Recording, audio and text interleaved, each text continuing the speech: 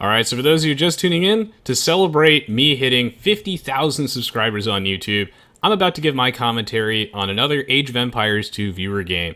This is going to be a free-for-all King of the Hill game, since I know those are some of my viewer base's favorite videos that I've done on YouTube.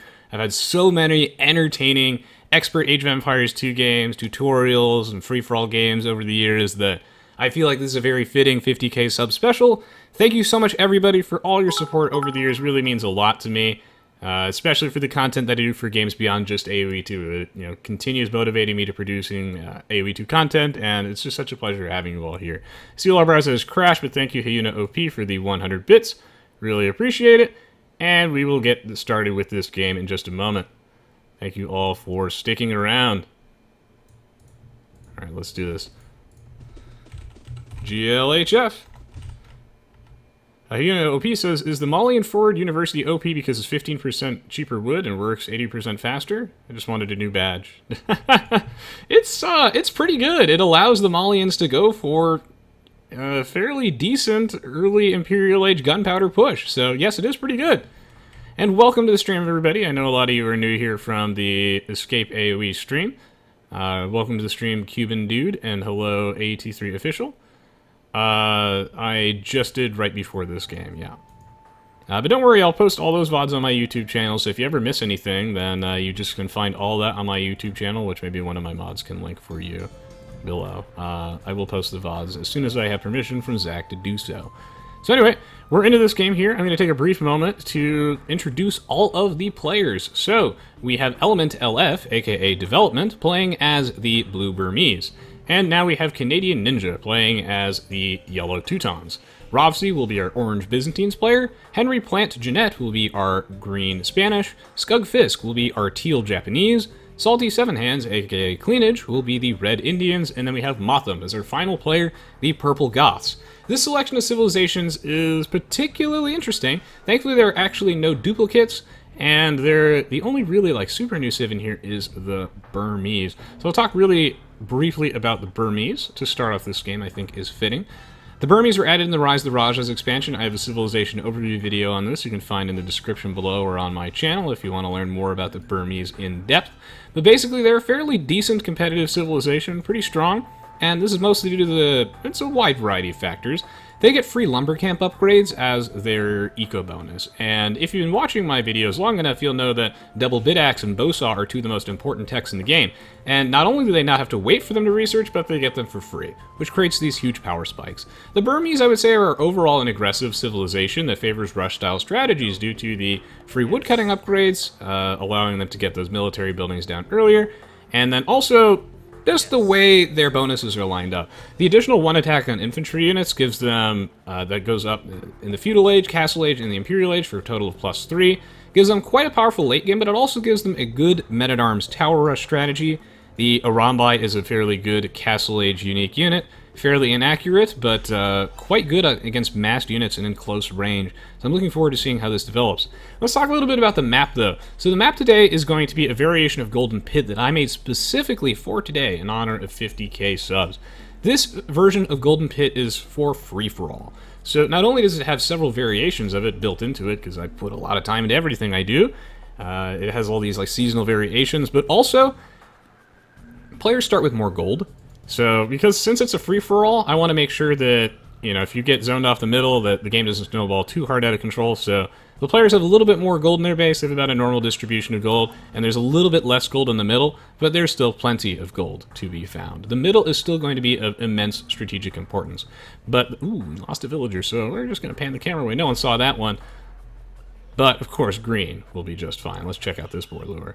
So why did I pick this map today? Well, in a free-for-all King of the Hill game, first you gotta understand how the game rules work. So, there's this monument in the center of the map, and whoever controls this when the timer hits 0 wins the game. The timer has not started yet. It'll start in about, I think, 550 years, and then will slowly tick down. You have control of the monument if you have any military units actually near it. So players often fortify this position very, very heavily. But what's cool about Golden Pit is that it puts so much extra emphasis on the middle of the map as an important area of contention, because not only is it full of gold and stone, but you also need this objective to win the game. Yes, you can kill the other players, but this is a great way to win. However, what I like about Golden Pit compared to Gold Rush is I think it creates more interesting gameplay. It's a lot less snowbally. The player who's actually sieging the middle position will, generally speaking, have the hill advantage and is able to punish the player that is winning, allowing for, hopefully, some pretty epic comebacks. So I hope this is going to be a super interesting game to watch. I'm looking forward to it. Or that you learn something new. During this game, I'll also be talking about the various strategy choices, civilizations, build orders, and offer various tips to improve your overall understanding of Age of Empires 2. If anyone has any questions for me, feel free to ask me in the chat. Welcome to the stream, Prince Baron. Good to have you. So, as far as general strategy goes, in Age of Empires 2, the idea is that you want to spend the early game, the first 10 minutes or so, setting the economic foundation for the rest of the game by assigning almost all of your villagers on food and then a couple on wood, slowly increasing the amount of villagers on wood, and then once we get to, closer to the 10-minute mark is when golden stone start to come into the equation. It's a huge mistake early on to mine golden stone before you have enough villagers to actually sustain production of them, as well as enough wood to afford buildings. And we can tell, generally speaking, what strategies players are going for based off the way their villagers are assigned. But this is a free-for-all last man standing game. So what does that mean? So that means that players are actually able to form alliances. However, only one player can win. This creates a super interesting dynamic and has created some of the most entertaining matches on my YouTube channel by far. Because, you can create a super team, but, let's say Skugfisk. He's got control of the middle. He's got 3 allies. Well, as the timer's ticking, his teammates are going to start looking at him and wondering, hey, can we really let Skugfisk win the game, or do we have to betray him? It's got that SOS dynamic to it that I love so much. And now the timer has started, so you can see it in the top right. Element LF has began the timer with his scout, which I think is generally a good idea to start the timer a little bit early to force players to apply some pressure. So what kind of free-for-all King of the Hill metagame is there? Because that's something I always like to talk about. Generally speaking, we expect players to go for a fast Castle Age build. It's very rare that you see some super degenerate aggressive rush strategies in this type of game mode, and that's because it's a free-for-all game. It's very high risk and a lot lower reward than it would be in, say, a 1v1 or a 4 versus 4, because you have no one else to really depend on. Let's imagine that green goes for a heavy tower rush on purple. Well, then he has no defenses in his own base, and what's to stop red from sending some scouts into green's base and just picking off all his villagers and just eliminating him from the game? He might not kill purple, but he basically seals his fate and guarantees his own death by committing to such an aggressive early game rush. Mobile units, though, like a scout rush, can be excellent on a free-for-all King of the Hill game, because map control is everything, and you need to be able to get back to your base to defend yourself, as well as apply pressure to your opponent. So knights are strong, scouts are strong, eagle warriors are strong. Sometimes we see players try and go to the Imperial Age at a reasonable time frame once they build up an economic foundation for the rest of the game. Like in a boom strategy, sometimes we see that. But I do expect to see some aggression before this, because this is a fairly open map. Aoe2, thank you so much for the 500 bits. Really appreciate this. What would Viking Lover 99999 fan do? You guys might remember Aoe2 from my How Good Are the Vikings on Land Maps video. That one was pretty legendary. But I want this one to be good too, and I've got faith. So, who's the underdog? The claimant of this game is going to be Skugfisk. Skugfisk is the lowest rated player in this lobby. I actually opened it up to everybody. So, that means that he, of course, inevitably has to win. Everyone in the chat, we all know that Skugfisk is going to win the game, but none of us know how. I don't know either. So I'm excited to see what his game plan is. Now, right off the bat, I am seeing a little bit of a mistake here. He didn't watch my Night Rush tutorial. No, this is no build order, ever. You cannot go to the feudal age on 18 population. You can't. Like, maybe if you're playing Regicide, but, no, my friend. That means he's had a lot of town center idle time, which is the most important thing that you can do to improve your game, is to keep your town center always doing something until you hit at least 100 villagers. I mean, you would never have this few villagers going to the feudal age. I mean, ideally at this point in the game, he'd have somewhere in the realm of 24 to 27. So, yeah, just too few. So that's definitely going to cripple him. Welcome to the stream, Bob Jimmy. Good to see you. Good to see you. DJ Day says he's sad about Aoe2, and Mate Dude asked what happened to it. Yeah, so Age of Empires Definitive Edition got pushed back quite a bit to sometime in early 2018, but their language was very, very vague in that, so we have no idea when it's coming out. And, it could come out, maybe in February. They could mean April. It's difficult to say. And I don't know why it was delayed so much, but I think it's ultimately a good thing. It scares me that it was delayed because it must mean that it was delayed. It kind of has like a last-minute decision, right? Because the pre-orders, they don't tell me these things, unfortunately. I don't have any like insider knowledge. I can only assume that it was delayed. The decision was made at the last minute because it was announced only 6 days in advance, and they via blog post, and they did the pre-orders, so which they had to refund all of them. So that must have meant there was something that was really wrong with Aoe2, and they just couldn't ship it. And you know, when I look at things like Age of Mythology Extended Edition, I'm really glad that they decided not to just ship it. So I hope this means that Age of Empires Definitive Edition is going to be a good game when it comes out, and I'm glad that they're taking the time necessary to make it a good quality product. I will be doing some content on Age of Empires Definitive Edition when it comes out for sure. In fact, I was preparing to do some stuff for release, but you know, I was just as surprised as the rest of you that it got delayed. So ultimately, I think it's a good thing. I hope that they come back and they actually fix Age of Mythology as well. A man can dream. Very fast Castle Age from Salty Seven Hands, by the way. Being the Indians with his discounted villagers, we take a quick look at their bonuses. Villagers costing less is really, you can go back and pause the video if you want, really allows you to build a strong early game economy, and it looks like he's going to boom up. I love that these players are walling up. You see how Salty Seven Hands is using his buildings to create kind of a makeshift wall off. This is one of the many tricks that pro players do to try and, you know, kind of use every little bit of game mechanics and resources they have to their fullest potential. Waste nothing. It's all about being efficient. So instead of spending wood on walls, why not use the buildings you have to make anyway as part of your walls? So, great to see that in action. Meanwhile, it looks like Motham has also reached the Castle Age, and he will be booming up here. Goths, a big late game powerhouse you have to watch out for. Excellent town center placement, by the way. You always want to put your town center ideally adjacent to a tree line at an absolute minimum, and if you can get a tree line and a gold mine, now we're talking value. How about a tree line, a gold mine, and a stone mine? Oh, that's good. Some good stuff. Thank you, Exodus the Fallen, for the 10-month resub, and a regular Panda for the 3-month resub. Really appreciate all the support, everybody. Thank you so much. And Element LF is moving out. Oh, I did say that the Burmese are generally an aggressive civilization. They got some respectable late game. It looks like these players, they're moving towards the middle. They're inching. They're flexing. And Element LF about to drop his mixtape. But will it be fire or will it not? That is the question. Now, Canadian Ninja is committing fewer villagers to this, which is interesting, but it's good to see that Canadian Ninja, for example, you see how he's patrolling his scout in front of his town center like this?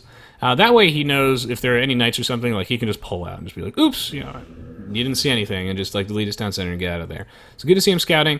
Element LF is also doing this. He has to be careful, by the way, about moving his villagers this close to the center, because there is actually, yeah. Well, actually, he's on the same team with Canadian Ninja, so they're both coordinating this. Interesting. So let's see how much vision. Oh, also on the same team. Let's switch to someone who's not on the. That'd be Rovsy? No, everyone is on the same team with Element LF. Salty Seven Hands? Regardless, what I'm trying to show you is that the center hill actually provides a brief amount of vision. So if you weren't on a team with Element LF, I mean, one, that must mean that you're just. I mean, I don't know, you're just not part of the Cool Kids Club if you're not on Element LF's team. Everyone's on a team blue this game, so I don't know why you're not. But basically, it does provide a small amount of vision around it, so he would reveal the presence of his villagers in the middle to anybody that wasn't on his team if he accidentally walked right past that, so he'd have to be very, very careful about that. This is pretty aggressive, but he's coordinating it with the rest of his teammates, so I mean, we'll see if it pays off, because he is actually allied with Yellow, which is why they're both able to do this. And they're just going to try and strip mine all the resources from the middle they can before they end up getting punished too hard as soon as the military units come out. But will anyone actually make any early military units to try and punish this? That we'll have to see. Let me go switch over to Rovsy's perspective real quick and see how he's doing. Rovsy had a nice 38 population. Byzantines very well-rounded civilization.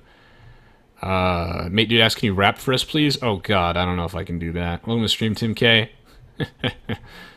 It's going to take an excessively large donation for that, and only if people want to be horrified. I can't rap. Welcome to stream, Coney. Is it Conage? I think it's Conage. Welcome. Yes, how are you? I've been pretty stressed recently from work, honestly. You know, they recently shifted me over to a new manager, and I have a lot of new responsibilities I have to get used to, and a lot more work, and it didn't come with a promotion, so I've been very stressed. But yeah, today I've been having fun. I had a blast co-casting with Zach, and you know, I always love doing that, and I always enjoy streaming. So, and you know, one of the things I'm really happy about that makes me in such a good mood is that, you know, I checked my YouTube channel. The Pokemon tutorial I uploaded recently was fairly well received, as well as that SOS video, and it warms my heart to see people willing to give a chance to the content that I do for games beyond just Aoe2. That's how we ensure the longevity of the channel, and also grow the Age of Empires community by exposing people from other games, because everyone's heard of Age of Empires, but not everyone knows that it's still a thing. So by supporting that content, you're supporting my sanity, the longevity of the channel, and also growing the community. It's a great thing. I love that Pokemon's doing well. I've been having a lot of fun with that. Excited for Ultra Sun and Moon. Thunder says you pronounced my name Conine. Oh, I kind of see that. That's gonna be difficult for me to remember. I'm gonna try, man. Welcome to stream, Eddie Mountain. Bo says, yo, Reconnaissance 22. I heard you don't like Spirit of the Law. I like Spirit of the Law. That is not true. These allegations are unfounded. Now, I think that it's important. It's really important for players to keep in mind that math doesn't tell you. You can't math your way through Age of Empires 2. His videos do offer. Not only are they extremely well produced, like they're some of the best well produced Age of Empires content on YouTube. Period. Like they're really, really entertaining. They're really good to watch, and he does have some meaningful insights in them. However, they're not the end all be all for how Age of Empires 2 works. If you talk to the Viper and whatnot, a lot of Age of Empires 2 is actually adapting to the situation, and the game mechanics aren't straightforward. Like, they can't be solved. Like, when you get Wheelbarrow is not an equation, it's a situational thing.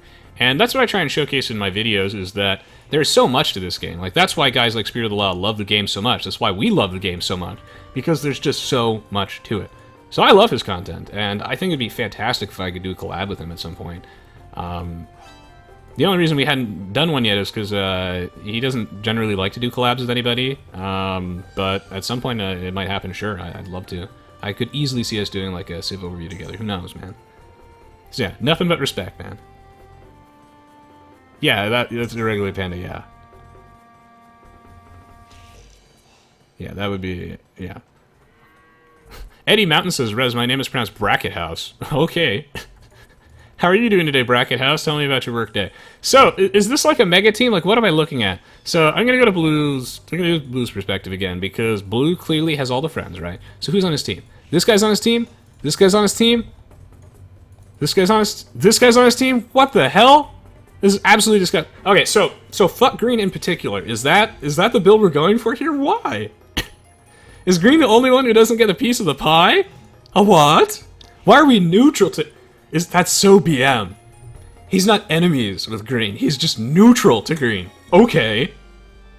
Talk about a passive-aggressive playstyle. You thought you could only play aggressively or defensively in Age of Empires 2 or have a balanced playstyle? No. It so turns out that there's a fourth one, and it's called passive-aggressive, and this is it. Wow, poor Green getting shafted here. Hopefully, again, he can get a piece of that pie. Get some of that delicious, nutritious middle minerals. But alas... why him? He doesn't even have the highest score in the game. Oh, ridiculous, ridiculous, ridiculous. Let's go back to Rob's perspective. Check out on how well all the booming is doing. Rob's had 82 population. We expect Salty 7 Ants to be at the top, though. Yes, 99 villagers do that. Indians boom with the discounted villagers quite powerful, and he's prepping for the Imperial Age. We know this because the university's coming down. So he's trying to fulfill that building requirement. He also has a monastery already, grabbing the relic. Salty 7 Hands, he didn't get to that elo just by cheating. Nope. So it turns out he knows the game. He's playing for the long con. So he's grabbing that relic, generating him gold. It will provide him a very, very significant advantage. And it looks like he's actually going to potentially save a lot of resources too. I was going to say by going for Huskarls right off the bat, but I'm actually not sure if that's what he's going to do. I mean, I wonder, how many villagers does he actually have in gold? Because he really doesn't actually have that many. I'm curious if he'll open up with Huskarls or if he'll open up with Imperial Camels. So I'll have to keep our eyes peeled on that one. Green Lives Matter. I agree, Manga died. Thelian, I know how your name is pronounced now. Nice try. Stubbs just asked, isn't it an equation with the parameters of view the opponent in the map and the units progress in it? That's oversimplifying it. Age of Empires 2 is hilariously complicated. Hilariously complicated. But again, you know, that's why I'm able to enjoy the game after, like, you know, 10,000 hours in it, and, you know, making videos since 2009. I have, like, over 600 of them. So, again, green. This is so BM. Why is everyone BMing Henry? Now, I've played with him before. I had a pleasant experience, but maybe I missed something? Look at this. Look at Robson. You see him flexing on him with his Byzantine walls? He can even get fortified walls. 3,900 HP. Trying to wall orange in? What? Like, orange trying to wall green in. What? I don't get it. Okay, one, there's no way that's going to work. That's a huge waste of stone. The fuck? He just walled a villager in, sure. Force green to put down a siege workshop. I'm looking forward to seeing how this game goes down. But what a bizarre mega alliance. How the hell does this win anyone the game? I mean, is blue at least on the same team with teal? Alright, good, because teal's gonna need some help. So how is Skug doing? Skug is, he's got a lot of idle time and too few town centers. So again, didn't watch that tutorial. Oh my god, this is like Clayman in the last free-for-all, who was also Japanese? What was that? Why? Why is this a thing? There is no 1TC 30-minute Age of Empires 2 build on 200 population. That does not exist. That is the most important thing.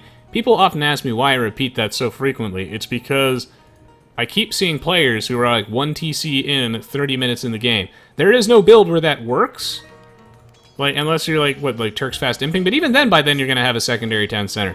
That should be where the priorities are. Everything else that's going through his mind, we need to go in there and replace it with fine dining and breathing and additional town centers. Also, another golden rule is always get trade caravan before building trade carts. Well, I guess he has town centers in the middle, but I guess some of them are idle, and they came up a little late. But he's catching up, though. He's catching up. We got to watch this guy. And meanwhile, this Super Alliance, I mean, I don't know how this is actually going to affect the outcome of the game. I don't understand how this works. I've never seen 6 players team up against 1, all putting crap in the middle, because only one of these guys gets to win the game, so surely at some point we get World War III here. And who does that favor? Well, I have to say that I got to keep my eye on Mothump. I know that he's, near the bottom of our score list, but the Goths are a late-game powerhouse because they create military in it so quickly. And he has a castle there. He could flood this quite nicely. But the biggest player in this game is actually Red, who has the largest economy, because the Indians are such a fast, eco-booming civ. So, he's quite powerful. What's bad is that Robsy has nothing in the middle. So, I don't know how he's going to actually clear this out. I actually like this idea of the super team strip mining all the resources in the middle and then everybody beating the ever-loving crap out of each other, because Robsy's just going to be down a lot of gold in the long run. And down a little bit of stone, too. Look at this ram. What the fuck? Always a pleasure to watch. Always a pleasure to watch. Okay, looks like actually Salty 7 is going to be opening up with Imperial Camels. Quite interesting. But who is the target? I'll have to see. His enemies with yellow. Looks like he might want to try and clear Canadian Ninja out from the middle of the map. Will he be able to do that? Well, yeah, because the Indians have a team bonus which gives their camels +5 attack bonus versus buildings. So, let's see how fast this castle goes down. Saberthorpe asked, did you change the settings so that whoever kills green wins the game? Oh, wait, isn't that a thing in all my free-for-all King of the Hills? Where, like, everybody gangs up on green? Is that the thing? Well, you guys are the one watching, so you tell me. Algerian asks, who's the best player in your opinion? There's a lot of people that are pretty close. A lot of people that are pretty close. Hey, Hachi TV says, I'm just checking in from Beirut. 160p for the win. Do you live in Beirut, or are you on vacation there and on that crappy hotel Wi-Fi? Well, regardless, thank you for stopping by and saying hello. Pleasure to have you. So, Salty 7 Hands going to retreat a little bit. The reason that he's doing that is because the camels still do take a little bit extra damage from buildings, even though in Aoe2 HD that has been nerfed a little bit. So, well, I guess it's a buff to the camels, but the damage that castles and fortifications deal to camels has been nerfed. They used to be treated as boats, so they take a metric shit ton of damage. That is the scientific formula. for how much bonus damage camels would actually take. Now they take, I think, like 1 or something extra, so it still matters. Especially because the castle fires so many shots, and more importantly, the camels have, like, very low armor. Even though the Indians get +1, it's still not...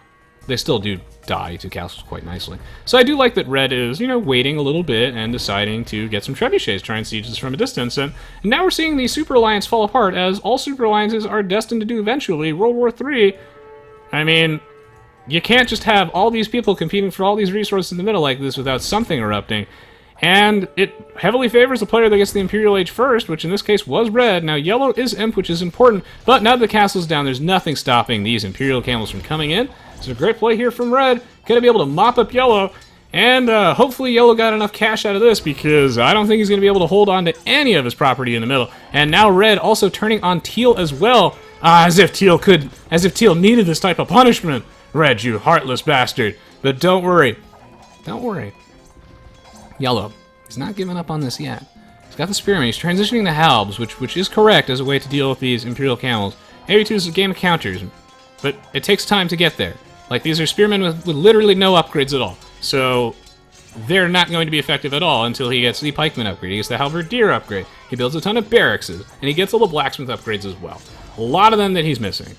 But Hand Cannoneers plus Pikemen sound great. The Pikemen will keep the Imperial Camels off the Hand Cannoneers, and a lot of the Hand Cannoneers do some great damage, and Hand Cannoneers are great versus melee units, particularly infantry, but still good versus the Imperial Camels. This is a pretty nice castle placement because it's on this hill. I just don't think he'll be able to hold this without some help from friends, so let us see if he has help from friends. Because right now, the middle of the map looks like an MC Escher painting. What is this? The Burmese get fortified walls, right? Oh man, Element LF on the new meta, whatever this is. I'm not entirely sure. Ah, there we go. Here comes the Pikeman upgrade. The +1 defense. Not bad. Robsy says he's got 7 hands to give. 7 pimp hands to give as he's slapping every player across the face with these Imperial Camels. Wow. He's just cleaning them up. Mothump now joining the fray. Now, what I like about Mothump is this guy's greedy. He's going for the res build here. Value. You gotta think late game. Now, Salty 7 has this thing in late game too, but he invested a lot of gold into these Imperial Camels. Now, granted, he lost like none of them, so it's not a big deal, but this will be a costly fight for him in the long run.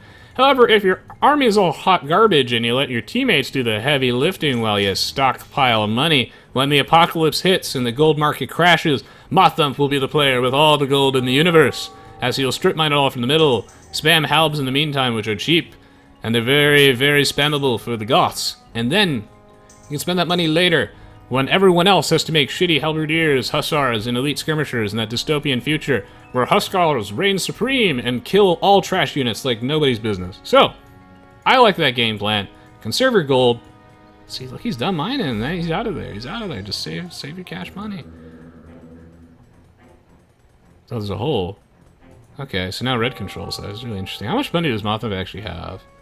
He's got 5k.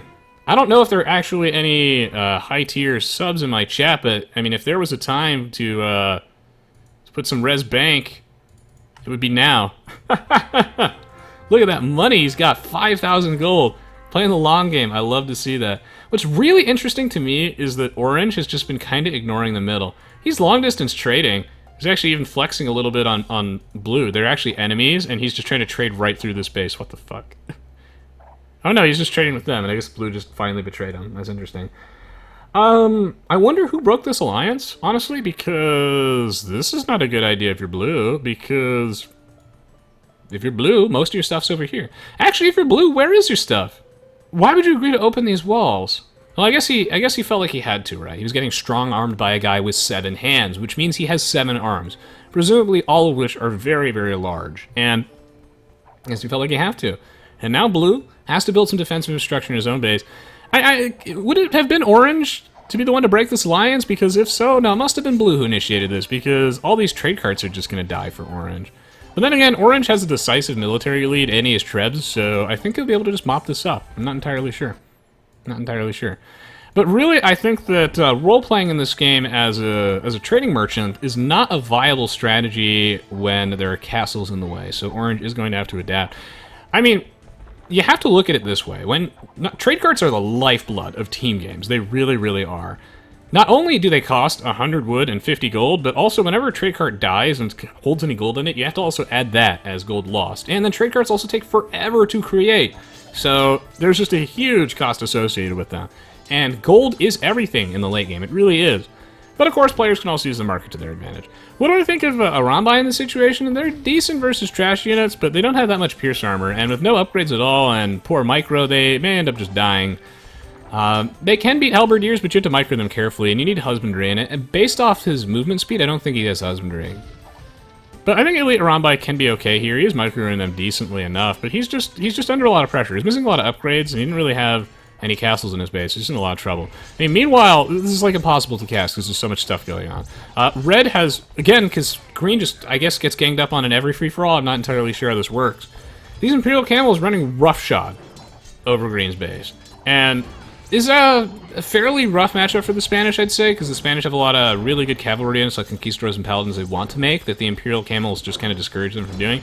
And then the Indians can push you really hard with the bombard cannons at the back of this. So what do you make as the Spanish in this situation? I still think you go like hand cannoneers plus bombard cannons is kind of your best answer.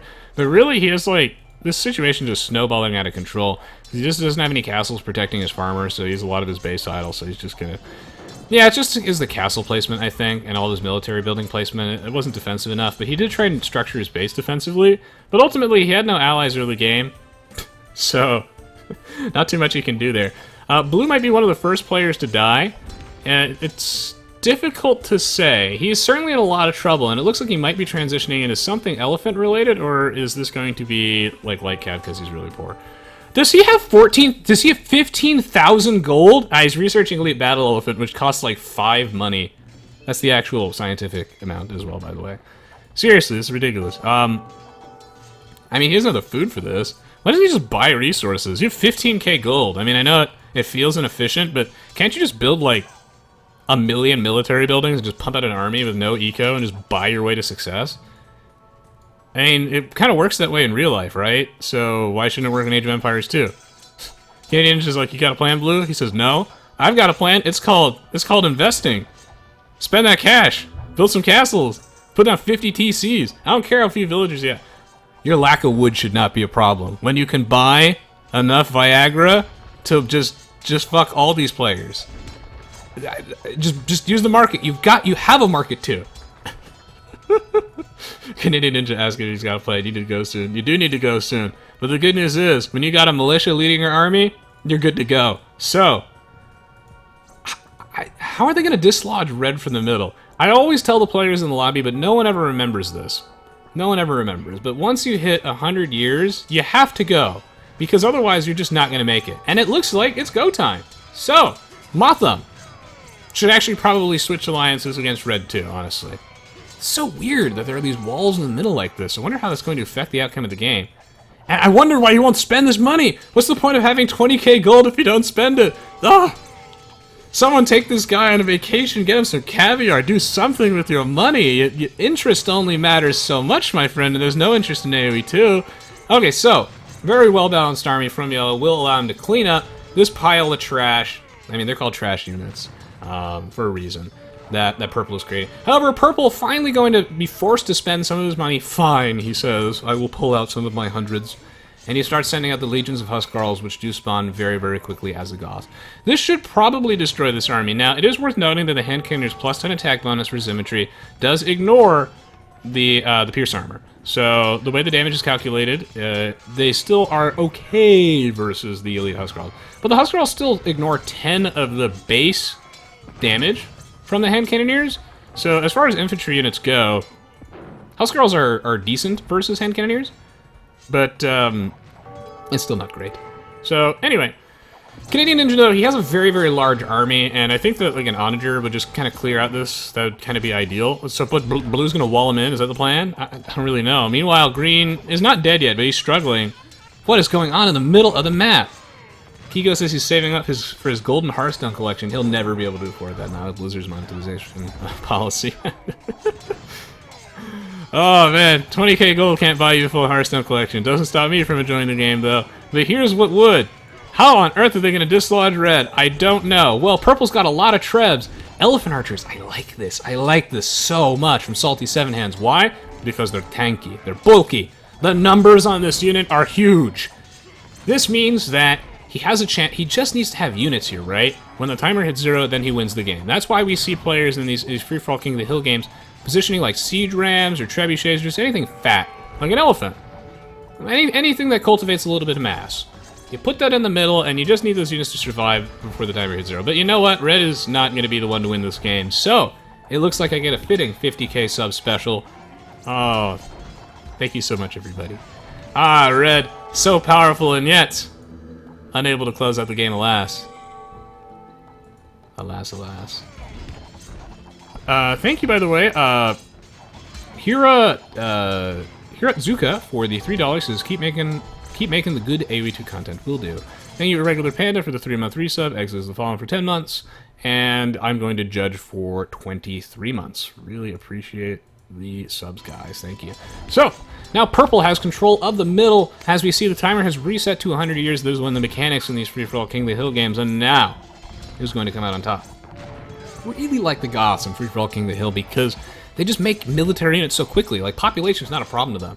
Not only do they get plus 10 extra population, which honestly doesn't matter that much, you'd think, but in a free-for-all, it sure as hell does. But just the ability to field out an army instantly is so nice. Stockpile resources the entire game, and then just keep pumping out the units. So Red right now, what do you do in this situation? Because this is going to happen to you all the time in free-for-all King of the Hill. You're the most powerful player, and then everyone turns on you. They turn on you. They ruin your MCS, you're painting walls. You thought you had friends. It so turns out that the walls were the ones keeping you in, not keeping the enemies out. So what do? Cut your losses. Stop investing in the mill. Let the rest of these players figure out what to do and how to rebuild their nations after the big war. Let them figure it out while you go hang out in your little corner island over there where you're all nice and safe. Rebuild your eco, stockpile your army, let them fight it out, let them waste their resources, and then come back for your own push later on in the game. So, hopefully he doesn't invest too much in defending this and just focuses on his war with green. I don't know why he's necessarily focusing on his war with green, because both of these players, I think, would make natural allies. At this point, neither of them stands anything to gain from continuing this war. If anything, they should team up. Why? Because if you think about it strategically, and no one ever does, which is what makes these free-for-all King of the Hill so entertaining, because the players don't always act logically. It's a blast. Because no one plays perfectly, and we don't expect them to. And as a spectator, I get to see the bigger picture, both literally and figuratively. These two should make natural allies. Neither of them have any map control in the middle. It's the players who have map control in the middle that you gotta worry about. Those are the ones you gotta flex on, so hopefully we see them backing off a little bit. Green, by the way, with an immaculately well-crafted defense. Somehow able to hold the line versus Red. Part of the reason is that the Red also making great military units for the situation, too. Very well-balanced army, hard to deal with. These things weak to halbs, these things beat halbs, siege weapons to apply pressure, these things to deal with auditors as well as buildings. It's excellent, as well as some ranged units. Great army comp.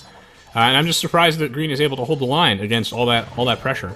But he is. I just think that they should stop fighting and they should start trading.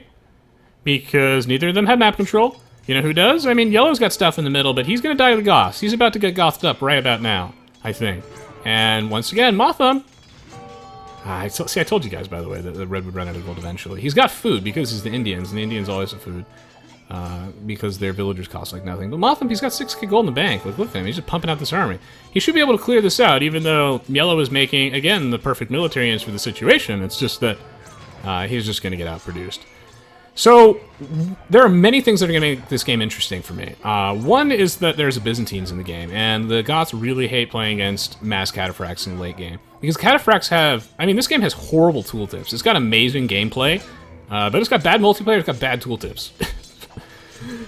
It's got really amazing gameplay, though. That's how I've been able to play it for so long, is that the cataphracts have, like, anti-cavalry armor or something like that, which is hilarious, which means they actually take reduced damage from halberdiers and camels. They still take bonus damage from both of them, but, like, for the camel, it's like 2, and for the halberdier, it's like 12 or something. It's, like, really low. Those numbers I gave you are probably slightly off. But all you need to know is that they're just less effective counters. You'll still have to sometimes make halbs versus the cataphracts anyway, just because you want to keep them off your ranged units. But the best way to deal with cataphracts are actually like strong mass ranged units like hand cannoneers or arbalests to deal with their low pierce armor. Pierce armor 1's very, very bad for a unit. You know, that's one of the reasons why the Rambai is so easily counterable by mass ranged units if only more players would make those. But yeah, I mean, the elite cataphracts are still fairly effective versus this army, especially if you mix in some hand cannons or something like that too. I mean, the Goths aren't known for their strong ranged units. They can make hand cannons to deal with the elite cataphracts, but then what you're doing is you're putting yourself in a position where you're allowing the Byzantines player to just make cataphracts and elite skirmishers, which is like his wet dream. And then he gets to mop up your entire army because his skirmishers are discounted, fully upgraded. It's fantastic. And I think the Goths do end up losing that. So while Purple he's in such a commanding position right now, I think he has to worry about Rovsi. I would say he has to worry about Rovsi, except Rovsi has no middle presence at all. He had none the entire game, and so he's run out of gold. He doesn't have enough money to actually make cataphracts, some of the most expensive units to create in the game from an upgrade standpoint, with elite cataphract and logistica being so hilariously overpriced. I mean, it's not overpriced, it's actually balanced, because the units are already counter. So, I mean, maybe Purple will actually be just fine. It's difficult to say, but he's going to have to deal with the 2v1 situation. Hopefully these two have resolved their differences and reconciled a little bit, but it looks like they're still going through the divorce proceedings. I think these two got to kiss and make up, man, because there's a threat in the middle, and it's always the Goths. In every game of Age of Empires 2, never trust the Goths. I don't think that this will be Purple's decisive win, but Huskarls are so good versus trash units. Notably, Yellow actually has some military units for this, but like, he's got hand cannoneers. I just think Purple's outnumbered. Like, I don't think that he can deal with both of these at once. Like, it's going to be close, but I think he's going to get pushed back here, even with Blue's assistance. So, we'll see. Hey, John Apple, welcome to the stream. Aoe2 says, what hidden tooltips do you know? Well, the Giant Apple hidden tooltip mod. And also, I just played the game for years. Corbix says, Blue's playing the long game. When everyone's playing checkers, he's playing 8D underwater. What is that? Malkian chess? Gromba's Law checks blue gold, please. Alright, check blue's gold. Yeah, he's done 9k. Okay, so presumably he started buying some stuff. So what he needs to do is build like 6 TCs. And I don't mean 6 mils, I mean like 6 TCs. And use some of that gold. Boom your way back into the game. Should be good to go. Now, let's keep an eye on Motham's population. I think eventually he's actually going to get drained to gold here. Again, just having to fight 2-on-1. I don't know why there's a paladin in this army, but I don't think there should be. I just do not think there should be. Now, he's making the paladins, I think, because Rovsi's thinking long-term, right? And the paladins are much better against, like, hand cannoneers, I guess, than cataphracts are, but are they that much better? I mean, they're better versus the skirms, but by how much? I mean, I don't really know. I mean, they have better pierce armor, but I mean, you don't have bloodlines, you don't have blast furnace, and these things deal area of effect damage. I mean, this is not a cheap upgrade. I understand why he's doing it, because he needs heavy cavalry in his army, but I think the heavy cavalry should be the elite cataphracts. I guess he fears the ranged units more, but, oh man, every penny counts in a free-for-all King of the Hill game, and for a guy who's had no middle map control, the middle's basically been entirely strip-mined already. I just don't think that paladins were worth teching into. I don't. So, we'll see. These two still fighting. Whew! I don't know. They gotta work together. Yeah, I don't know what's with Blue. He just wants as much map control as possible, trying to get as much vision with these houses. I love it. I love it. He's just having fun playing real estate agent. Okay, so this is not Purple's game to win at this point. Like, he can keep well, I say that actually. Oh my god. He can keep flooding. All right. I mean, this choke point from Blue. I mean, if you're Blue, it's time to delete these walls and start fighting back. Okay, he is fighting back, but wow, maybe this is Purple's game to win. I'm not sure. This is one of the strengths of the Goths in free-for-all, is they can just flood the middle constantly, and as long as he keeps a single unit here as the timer ticks down, he can win. Ah, but he's getting body blocked. Aoe2 HD unit collision. He's running out of units. Ah, there we go. Canadian Ninja takes the center hill. But you know what Canadian Ninja doesn't have? He's got no gold. That's right. He's got 29 measly shekels. And how do I know this? Because he has no upgrades. Seriously, he just has chemistry. And he has chemistry because he made hand cannoneers. He can't. He should get the blacksmith upgrades over this, so at least get padded archer armor. I mean, that doesn't cost any gold. And so what should you do in this situation? Well, my friend, you sell some wood and food at the market. Get your blacksmith upgrades. Get your upgrades for your trash units. It's going to be really valuable as the game drags on. But really, I think that the hand cannoneers from Yellow and just his really nice, well-balanced army comp has kept him in the game. And these walls are proving to be so decisive, it's actually hilarious. Like, Blue is, despite not actually having any military units in the middle, is having one of the largest impacts in the game as far as any player goes. And even as a lumber camp over here, because why not? just creating these choke points is so powerful for these hand cannoneers that are so inaccurate at long range and so powerful. So powerful when you're funneling all these units together. One mechanic in Aoe2 they don't tell you is that it's how projectiles work. So, hand cannoneers have a pretty poor accuracy, so do things like Elite Rambai, but as I showed in my Burmese Civ overview, if a projectile misses and it hits something else, it deals 50% damage. So this means that hand cannoneers, like, even though the bullet, like, it flies around, if it hits something else, it does some great damage. And that's why, in these choke points where the armies are compacted, they're more likely to hit something. It's great. I don't really get the Paladins, I just don't. I mean, but I guess he has fully upgraded Elite Cataphracts, I guess it's okay. I guess it's okay. I can understand that. It's good to see these guys have stopped fighting. Hopefully Blue remembered to actually build his eco all the way back up, because I don't know if he did. This is probably one of the most common mistakes I see new players make, is that once they lose their eco, if they don't get GG'd out, they never build back to 100 plus villagers. They just don't. Like, they stay at like 50 for the rest of the game. They might make military units, but they never build back. So I would like to see that. Elite Teutonic Knights are interesting as a thought. Like, they're really good versus all these melee units. They're even decent versus paladins, but they get completely just decimated by the Elite Cataphracts, which aren't really there. These are very, very good, though, versus this particular engagement. I mean, one of the reasons why he's making them, and an aspect of Teutonic Knights that people... Oh, Jesus, what am I looking at? An aspect of Teutonic Knights that people often leave out that actually makes them such a great defensive unit and fits thematically with the Civ is that they create super quickly, allowing you to defend yourself whenever you get attacked. Because the low mobility of the Teutonic Knight, they might be slow, but since they spawn so quickly, if something's like threatening your castle, you can just summon an army of these guys like right off the bat and just clear out any battery rams that are at the foot of your castle and any military units. They're a very, very good defensive unit. And they're very good versus melee units too. People who struggle versus this unit, just make anything that's ranged at all that's not a skirmisher and you should be fine. But a lot of people make things that are just skirmishers or melee units versus them, and they're like, how do I kill it? Make a hand cannoneer, make an arbalist. You'll be fine. In this case, an Elite Cataphract. So, with 43 years remaining, yellow will not be the player to win this. In fact, blue is going to once again double down on his build-a-wall strategy and reinforce and make the choke point even tighter. And now purple's back in the middle. Hail to the king, baby. Okay, so... I mean, maybe this is blue playing his 5D chess, right? Because Burmese champions are some of the best counters to the Goths, with a +7 attack. 20 attack, make champions deal with Huskarls is generally the ideal thing to do. Yeah, I would like to see champions from more players actually deal with this Goths army. So, I mean, if blue would make military units... What are these archer ranges for? No. Dude. Champions, you have a couple here, but you're gonna need more. And I still don't know why these two are fighting, because they're not fighting over anything valuable. There is literally nothing valuable between these two players. If there was a gold mine here, I'd get it. But there's not. They stand nothing to gain from killing each other at all. They should kill each other later. You know who is threatening? I don't know, the people on the objective? Over 6 million Overwatch players, and not one of them on the payload. I don't know what I'm looking at. I don't know why these two are fighting still. I think it's a personal thing at some point. They called each other fat. I don't really get it. So, can purple win the game this time? Because the choke point, the wall just got 10 feet higher. The choke point just got 10 feet narrower.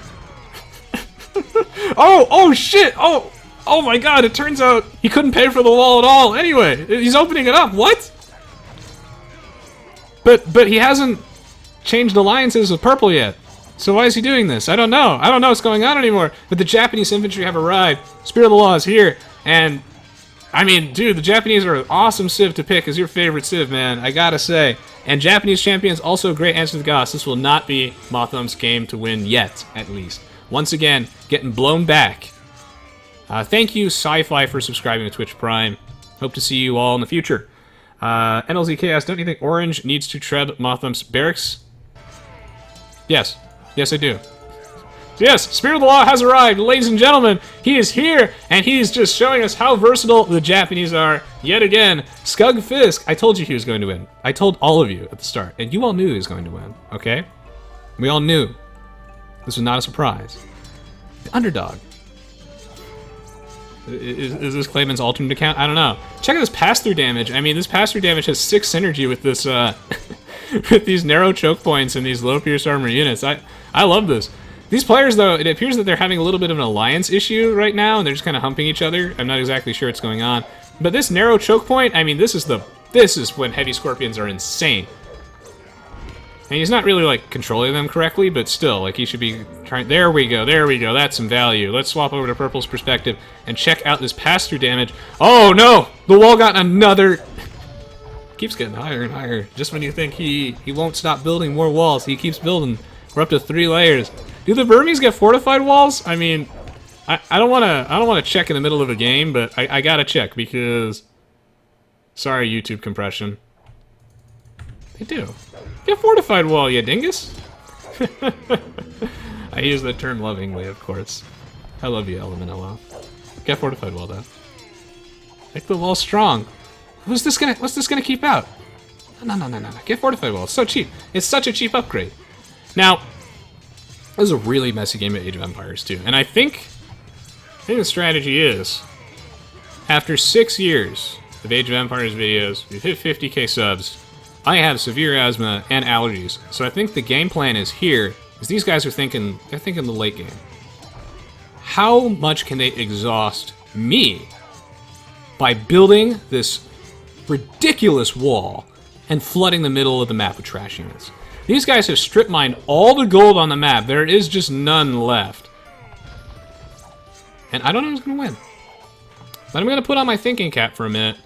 Skugfist Karen is in a great position. He is. But Mothump is always the threat you got to watch out for. And Skugfisk, dude, if he fixes his early game build order and he, like, reduces his TC idle time, I mean, I'm smelling this is either the next the Claimant or the next the Viper or both or whoever you want to be. I mean, this guy's got potential. He's got potential.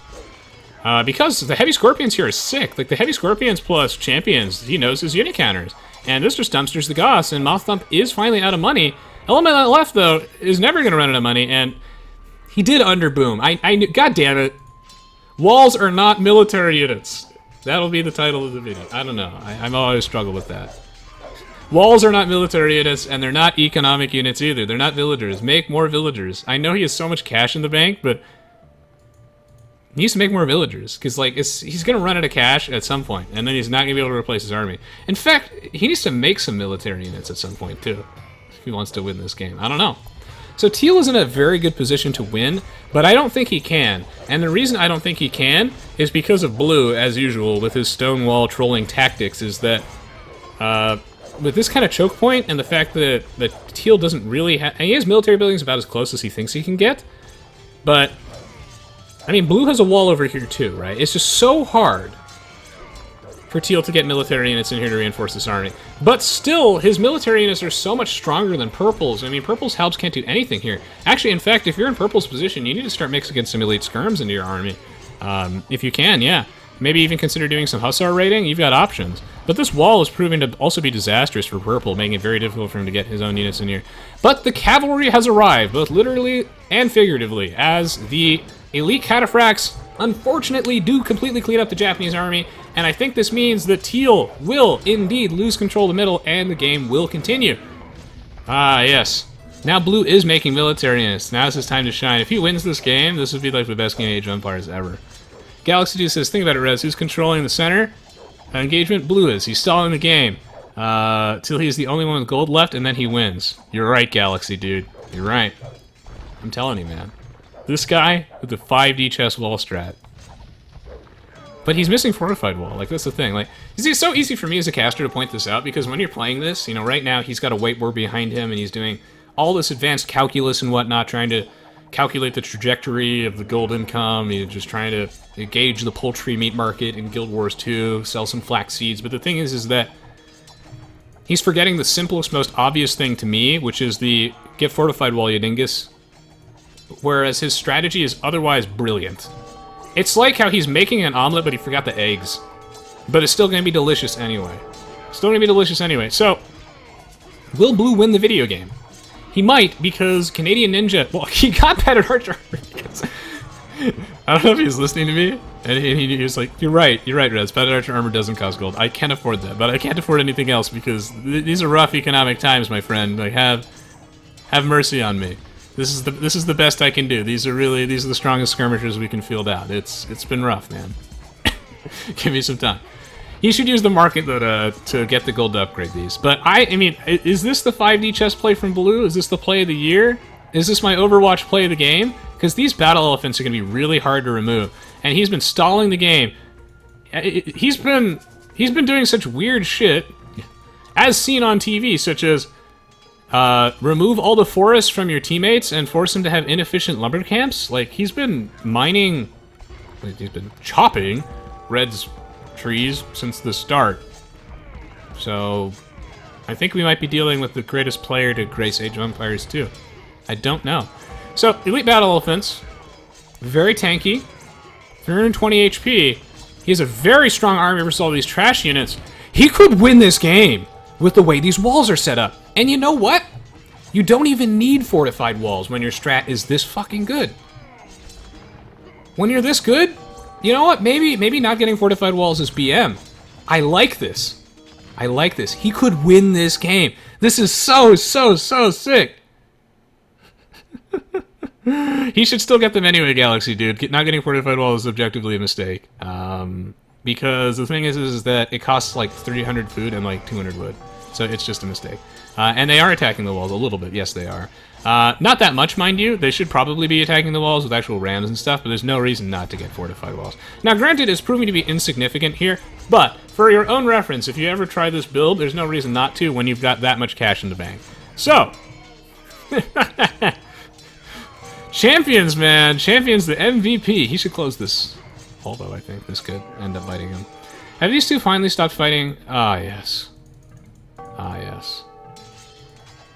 Well, here comes my top 10 anime betrayals. Can Blue win this game? Well, everyone better turn on him. These Halbs are in here, and these elephants are not being microed very well. They are taking a lot of damage as he attempts to just attack Mu. But notice how they just delete the Halbs. They just delete them. And that's because the elephants have a little bit of splash damage action going on over there. In a 0.5 unit radius, they actually deal half their attack damage, which is very significant when your attack damage is 20. So, that's very, very good. It actually functions differently than the Elite Cataphract, just a flat 5, which again, it doesn't say anything on the tooltip. It just says your Cataphracts cause trample damage, which, if you follow me on Twitter, you'll see that when I was a kid, I had no idea what the hell that meant. Your Cataphracts cause trample damage? Does that mean that they deal damage when they walk over military units? Or does that mean that whenever they deal damage to an enemy, that they deal any remaining leftover damage to the opposing player's life points? It so turns out it's neither. It means that they deal 5 flat area of effect damage in a small radius around them, and it also increases their attack bonus versus infantry. None of those things would be important that people would need to know when playing your video game that happens to be like the deepest strategy game ever made. Or one of them. But that's why you have Giant Apple with his improved tooltip mods. Speaking of invisible...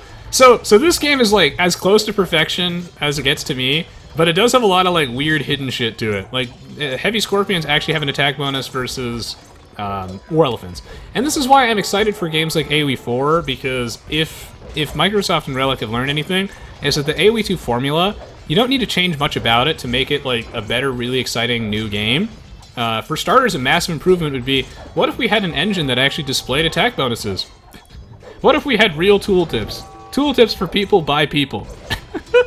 And Blue's not gonna win! Why? Because Skunk Fisk is gonna win! That's my boy! Heavy Scorpions! The Japanese are here! Not bad, not bad! And now Blue's wall! He's gonna open it again. He has to open his own wall because he needs to reinforce the middle and get his elite battle elephants in there. I fucking love it. I love it, I love it, I love it. Saber Throop says that's what the scenario editor is for, finding out what the bonuses actually do. That's bad game design. Yeah, I mean, it's fun to experiment with the scenario editor, and what you do is you want people doing what Spirit of the Law is doing, and you want people in the scenario editor running experiments. However, Cataphracts now deal trample damage. That's just bad. That's just a bad tooltip. That's just bad tooltip. People should be using the scenario editor to figure out how various armies do versus each other, test out scenarios, not know what trample damage means. It's like, ugh. It's bad. It's a bad tooltip. Yeah, I mean, I think that, like, if they, for AoE4, I mean, it speaks volume for how popular AoE2 is, right? That it has a really good formula. I mean, imagine, like, what if you spiced up the military a bit, you know? You added the... Because really, this game's only limited by its engine, which is why I hope AoE4 is heavily inspired by it. And, you know, you could have units that deal damage over time. Maybe units that ignore armor, for example. You know, what if the Orambai actually threw poison darts like I thought they would? You can do that in AoE4. You can't do that in AoE2's engine. You know, what if some units had lifesteal, for example?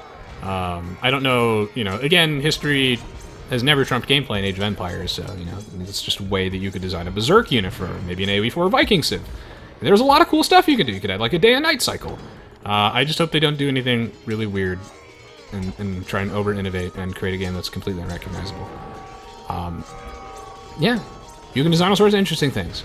And now, Teal threatening to win the game. Can he do it? That is the question, because Blue is once again opened... I love that he is, like, completely controlling this game with these walls. No one's attacking them, though. That's what boggles my mind. That's what boggles my mind. The fellow earlier who mentioned that you don't have to get fortified walls is right, that no one is attacking... Yeah, Galaxy Dude is correct that no one is attacking them. That is a correct, astute observation. They should be. They should be. A siege ram, please. I would like to order 1 siege ram or 1 bombard cannon, please. Or, like, a petard. But they're not. That scares me. Yeah, I can look around the map a little bit. So, Blue's looking for another forest to deforest, but he's going to run straight into the Huskarls. So, we'll see. A little bit of trading going on over here, and by a little bit, I mean a lot of it between these players. The forests are running out. This is going to force these players to run around and around. And meanwhile, I mean, I think that, like, Blue's strategy has been one of the most brilliant things I've ever seen in a free-for-all. The problem is, though, is that he just, like, forgot to make eco units. Forgot to replace his villagers. And oh no, Canadian Ninja either bumped a hotkey or he's lost his mind. He's got some militia in the mix. Now, champions are very good versus almost everything that's on the field here, except, you know, some of these red units and these guys, I guess, but... Homing militia are the way to go. That's 20 gold each, man. That's a lot of money at this point. That's a lot of damage. But Blue with the flex tape can't patch up the leak in his own economy. Can't do it. You don't need more stables, dude. You need more farms. Ah, he's finally out of money. Never did I think the guy with 20k gold in the bank would run out of money, but he's not going to win this game. He's not, because he's going to die to the Indians. He's going to die to Salty Seven Hands. Oh, as soon as Salty Seven Hands turns, this is an army I'd like to see versus Elite Battle Elephants. And these are quite injured, so they will die. They will absolutely die, so Blue will not win this game. Meanwhile, Yellow also deciding this time to build a wall. See, this is just like the AI. You know how the AI, like, just... They either don't attack walls, or they attack walls way too much, and there's nothing in between. Just 1 siege ram. Just one. Just do it. Just do it! When you're making nothing but melee units. In a world where a dude is just building stone walls in your face. So anyway, I don't think Blue will win this game because he has no clear way to reinforce the middle of the map. Like, he's got these battle elephants, but he's just going to get mopped by Red. Yep, and Red's going to turn on him. All these battle elephants going to die, and Rovsi is cutting off the military production. And the game has gone on so long that the Rise of the Rajas theme has started playing. Holy cow. 50k, 50k sub-special. Oh, man, what a game. Let's see. Reaper CHS, why has Relic not hired you already? I'd love to work for Relic. That'd be cool. Sispon says there's clearly a gentleman's agreement to not attack the walls. Maybe there is. Maybe there is. Yeah, I don't know. I mean, I don't know about critical hits, but, like, you could design a unit in AoE4, for example. Again, and none of these things clash with the design of Age of Empires 1 and 2. You could have a unit that every 3rd attack deals heavy damage. That way we're not adding unnecessary randomness to the game. That could be cool. Think about it. You could do so much interesting stuff.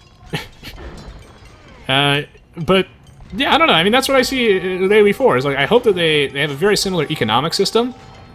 Because, while as much as I enjoy AoE3, it is a very separate player base because it's a super different game. I think it's a really good game, but it's not an Age of Empires game, really. It's like they just made a super good, fun RTS game and just forgot what Age of Empires is about.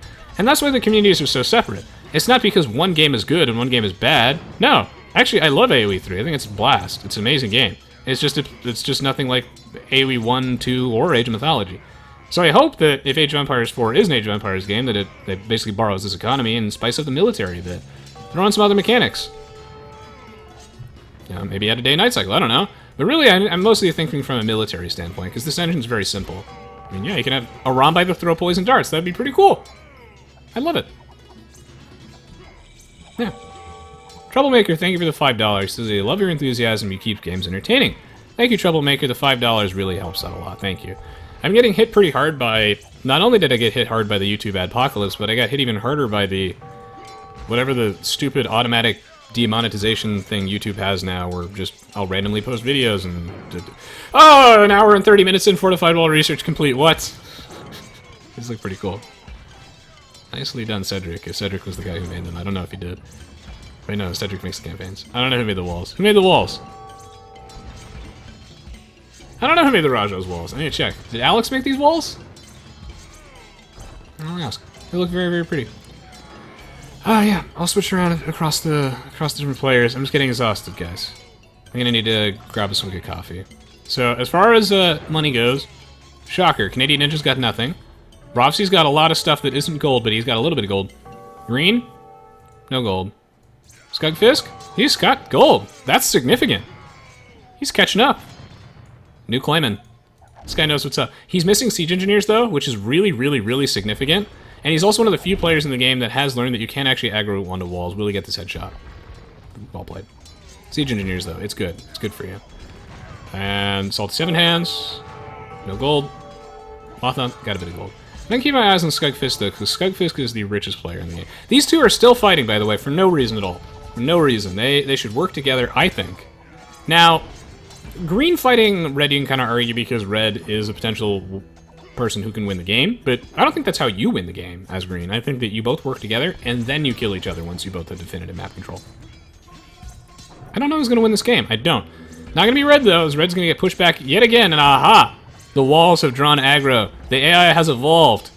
See, that's another thing that Aoe2 could really use. Like, imagine if we had an AI where... I know the user patch AI is actually advanced, but it doesn't play like people do. It doesn't.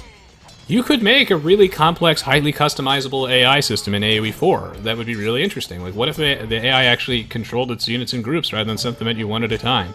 You know, forcing AI developers to use town size attack. That'd be pretty cool. What if they actually, like, you know, built walls like this rather than a fucking square for some reason, which doesn't work? That'd be kind of cool. What if the game was, like, super heavily moddable and it had, like, a really, really, really in-depth scenario editor where you could actually build RPGs? Like, and I don't mean like the Pokemon RPG, I mean like actual RPGs. I don't know. A lot of potential. You could have units with auras. And I don't mean like active abilities, but I mean like maybe there's a unit that gives like a passive buff to other units around it, for example. I mean there's a lot of potential. You could have a unit that heals things in area of effect. Who knows? Hell, you could have a... I don't know. There's a lot of potential. A lot of potential. I'm gonna grab a sip of water.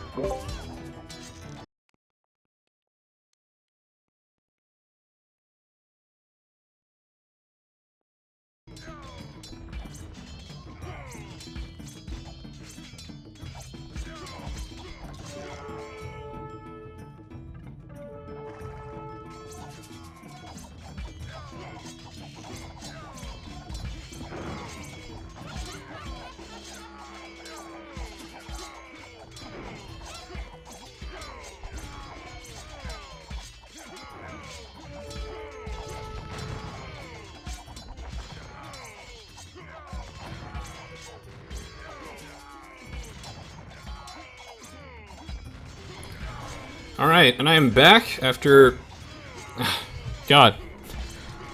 I picked a pretty odd profession, right? I mean, it's not my job. I do this for fun, which is why the support means a lot to me, but it's difficult to cast Age of Empires games when you have severe asthma and allergies and you're like perpetually have the flu. So, keeping up that level of enthusiasm and focus is quite difficult to say the least, especially as I sometimes have trouble breathing. However, nothing gets me more excited than Age of Empires 2. It's a fun-ass game. It is, it is. And I don't know who's going to win this game. I mean, Purple always has a good shot because he's the Goths, right? And he can just keep spamming. Some nice trade line. But I gotta say, I mean, once again, Blue, the MVP, because these heavy scorpions, God, they're getting so much value because of this choke points. Just destroying them. I mean, Skug Fisk, doing me proud, but get siege engineers. Some of these players got their upgrades. They'd be unstoppable. Can you imagine? The ELO wouldn't even fit on the screen for half these players if they would just get some of their upgrades. Now, to their credit, most of them are very, very poor. Student loans will do that to you, at least in the United States. So it is very difficult to actually afford, you know, mid-tier blacksmith upgrades at this point in the game. But they should be prioritized. This is going to be a tough game, and this is going to be a tough game. I'm not sure who's going to win. So, there's a very big alliance going on over here. So if you go over to Motham's perspective, right? So Motham is allied with blue and green. And I think he's... Wait, he's not allied with teal. What? How does this work? What? So either they just switched alliances... Actually, yeah, they probably switched alliances fairly recently. Because it's like, is this trade line, yo? Like, he's still trading with you. I hope Yellow starts converting some trade cards, but that's not going to happen. Okay, so this breakup is going to be one of the worst celebrity breakups of 2017, when both of these players lose all their cash. Or maybe they'll agree to just fight in the middle, but keep the trade line alive, you know? Do it for the kids. We'll see. We'll see. Teal is not last in DQ this. It's amazing. Oh! Elkamada says, longest game I've seen was a Regicide Migration. Have you seen the King of the Hill migration game I casted with T90 Official? That one was really long and good. But this one is getting there. I've already winded myself. We'll see who has more endurance, the players or myself. I don't know. And I still don't really know why these two are fighting. But this is pretty epic. A lot of siege weapons. It's a lot of damage. I don't know, man. Purple in a good position, just because he has so much money now that he's able to make champions. I mean, this game, I can't title it Champions OP, but I might title it Champions OP. Wall's also OP, and Champions this game have really been effective at dealing with all these trash units. Wow, that's a little too much wall aggro, actually. I don't know if you need to do it this way. But that's fine. Japanese looking great. So Canadian Ninjas now are player on the bottom of the scoreboard, but not by much. And why is this? Well, it's mostly because, oh my god, the soundtrack has looped back to the start. That's how you know the game's gone on too long. Props to you, asshole. I love it. I love it, I love it. Oh, it's dirty. Also, this is bad. This is a bad trade line. Ew, this is an AI trade line. Ew, ew, ew. Disgusting. It's so inefficient. So inefficient. I don't know. I mean, I've been joking about it the entire game, but Skug Fisk is one of the top contenders. He's a real contender. Yeah, it's either him or Motham, I think, are both in a great position to win the game. I mean, you'd think it'd be this guy, but he's too busy fighting this guy over here. And the game's gone on long enough that Green's got a bombard tower. Actually, having a single bombard tower is pretty good. You force the rams to be created. This is again another thing that's not straightforward with the game. You know, you could even have more damage types. Not to the level of Warcraft 3, mind you, which has way too many different damage and armor types, but the Bombard Tower is a special case with Siege Rams. This is just purely for balance, where it deals effectively pierce damage to the Ram, like the Ram is like a special resistance against it, even though they deal pierce damage normally. Because before that, Bombard Towers were way too OP. Thank you, Wriggles World, for the 1,000 bits. He says, my money's on Teal, Japanese too strong. We always knew that.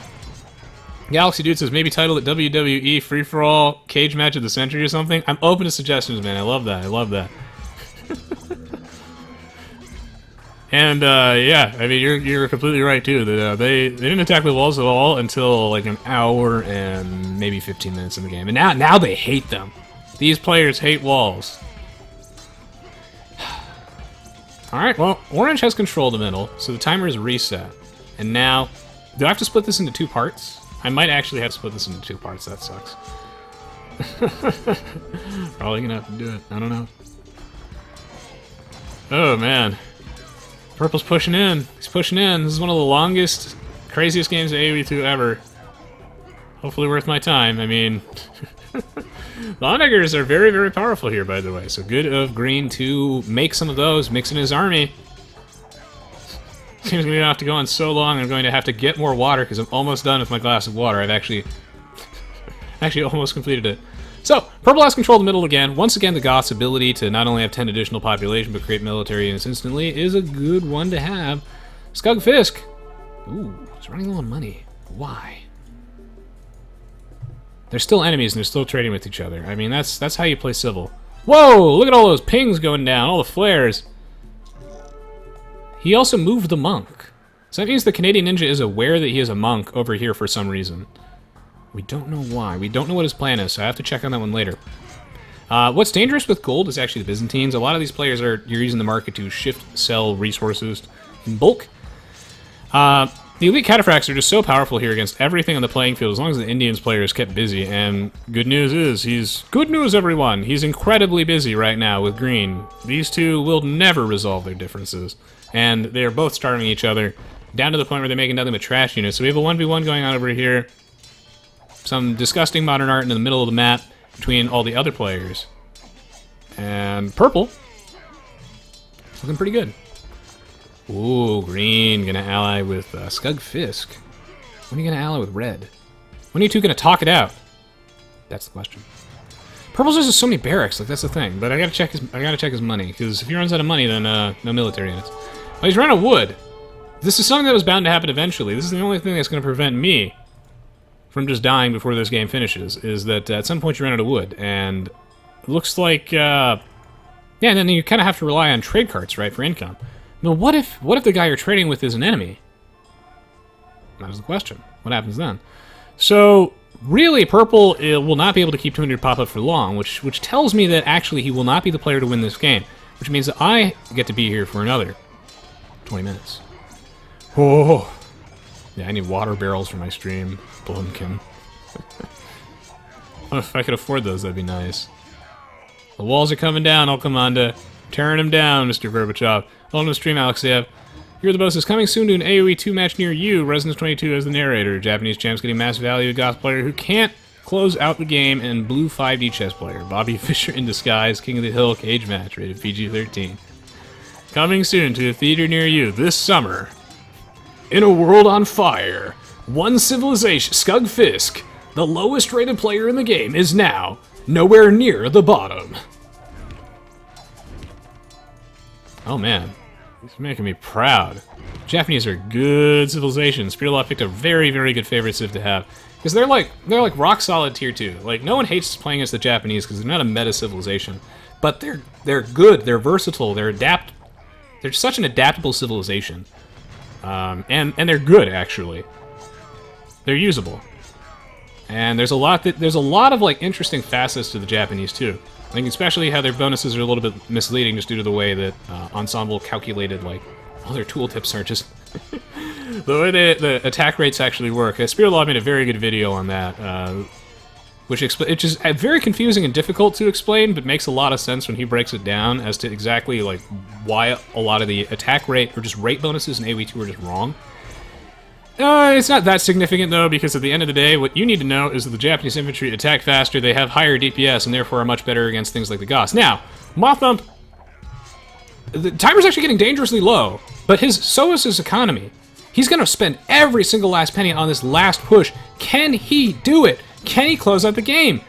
Oh, because this game is completely over for him because the Arambai are in the eco. They're in there. Look at this. All these trade carts going down. What a game. Whew. Oh. Yeah, that trade line is dead. It's totally dead. These two still fighting each other. Good lord. Good lord. Any trading going on over here? I mean, yeah, but it's not of any note. That's for sure.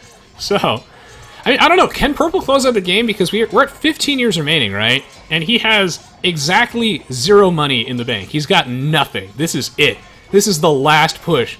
He's all out of thrusting. Will this final thrust be the one? He has enough military units that he's finally dropping below 200 population. Wow, can you bankrupt a Goths player? Yeah, that'll be the title of the video, just like in all caps. And it'll look like one of those pop-up ads that show up in your grandmother's browser because she has like all these like tooltips. She doesn't have an ad blocker or anything. Can you actually bankrupt a Goths player? I don't know. 5 years remaining. Oh my god, he's actually going to win the... And he has no money left. That's as close as humanly possible. He's actually going to do it. Are you kidding me? He's going to do it. He has no money left. He cannot keep this up. He's done. There's no wood. There's no food. There's no gold. Nothing. And he's going to do it. 0 years remaining. What? He did it. I knew it. I knew it. Always screw the Goths. God, they're like the Zerg of Age of Empires too, man. Just constantly able to field out units. Mothump was banking so much on this. He had so much money, and he spent 100% of it. He had nothing. He had no eco either. He had no gold. He was all in, and he did it. One final push. He's pregnant. Nice. Well played. GG. This was an excellent, excellent game by everybody. Thank you so much for playing. Salty Seven Hands, Bravsy, Mothump, Henry, Element LF Development, Skugfisk, and Canadian Ninja. Thank you all for making this 50k sub special really interesting, entertaining, and equally exhausting game. God, this was ridiculous. If you enjoyed this, I'd appreciate it if you all take the time to actually share it around, leave a thumbs up and a comment. That way, when I pass out after this, it'll all be worthwhile. I really appreciate the support, especially for the content I do for games beyond just Aoe2. If I can convince any of you, to take the time to check out those other stuff, like my Pokemon tutorial and whatnot, that's one of the best ways to support the channel. That encourages me to continue casting 2-hour games, and it also grows the Age of Empires community and really supports the channel, so check it out, appreciate it. Wow. Mothum for MVP, you lost 3,000 units. This is, you know what's absurd? Is that in a game, and this has never happened to me, and I've played, again, maybe 10,000 hours of this game, and I've played thousands and thousands of online games, countless matches, and I've casted and watched countless matches. In a game this long, I've never seen 2 players have the same units killed. Statistically, that's very unlikely. Largest army, yeah, that happens. Buildings, I've seen, yeah, raised and lost, yes.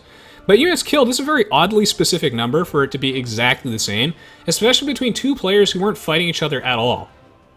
So that's uncanny, honestly. That won't happen very often. Wow.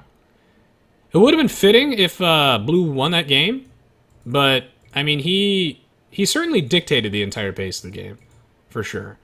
And you got to give major props to Skugfisk. He had a lot of idle time early on, but you know who had a positive KD? Skugfisk did. You know who had more than 100 villagers? Skugfisk did. He did pretty well. I'm really happy with that one. I'm really happy with how this game turned out. So yeah, thank you so much for watching, showing your support, guys. If you enjoyed today's stream, then I'd love to see you in the future, as I know there are a lot of you here today that have not been here before. Then there's plenty of other stuff to watch on my YouTube channel in the meantime to keep you occupied. I do live stream every week. I'd love to have you in the future. If you're looking for a streamer that actually cares about his viewers and provides analysis, then you're in the right place. Alright. Whew. It's a long game. It's a really, really long game. Yeah, it's on patch 5.5. I'm going to judge asks, do you play Aoe competitively anymore off stream? Not these days, no. I don't have the time. Like, I do not have the free time. Unless like my YouTube and Twitch channel got like much bigger or something like that, or I got a different job, I just have no free time to possibly play Aoe2 competitively. Outside the stream now, I don't. I still watch it though, all the time, all the time. Yeah, back to Relic and Trade Gold, yeah. Oh my god. That's, wow! Blue got that far. He had the most gold collected, but 0 trade profit? What? This is one of the weirdest games I've seen. I mean, I casted, like, 5 weird games today. And I don't know which one the weirdest one was, but, it might be this one. Host Mem? Yeah, I'll give Mem a host, so everybody can check out Mem TV. Show him some love, tell him Resin is 22 cent, yeah. Get his chat, say hello. But don't spam him. I'll host him in just a second. I'm going to run a quick ad, though, that way I can eat. And then, yeah. And in the meantime, I encourage you all, again, to actually subscribe and check out my channels and other pages. I will host Mem in approximately 30 seconds, so stay tuned for more Age of Empires action. Stay tuned.